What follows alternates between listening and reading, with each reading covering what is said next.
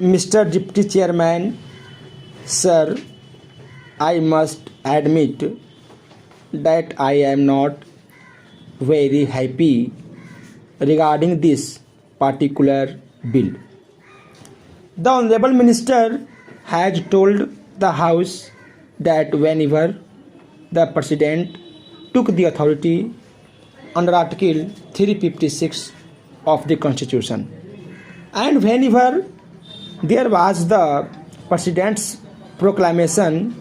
every time such a bill was brought forward before Parliament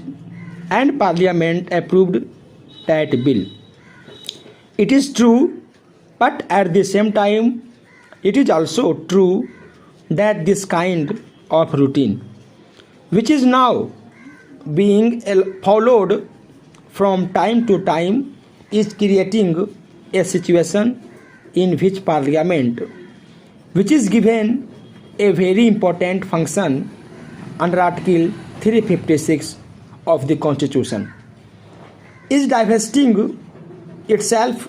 of that function in order to fully appreciate, sir, the significance of such a move. It is necessary to go into the history of this sort of powers that were conferred on Parliament by the Constitution in the past para. Sir, under the Government of India Act 1935, under Section 93, some such situation was contemplated and certain provisions were made. In such case, a situation arose either at the center or in some of the provinces, as they were called at that time. At that time, it was decided that the Governor General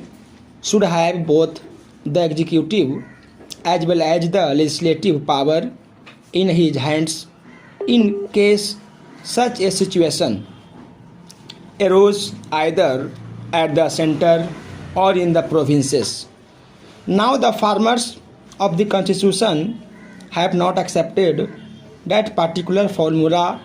when our Constitution was framed, and have definitely made a distinction between the executive power and the legislative power, and they have stated that as far as executive power is concerned, the President can straightway take these powers into his hands through a proclamation, but as far as legislative powers are concerned, these powers vest in Parliament. The Constitution provides that Parliament in its turn might delegate these powers to the President or to some authority to be named by him. But obviously, when this distinction between the executive and the legislative power was made in the Constitution, it is reasonable to suppose that only under exceptional circumstances the Parliament was to delegate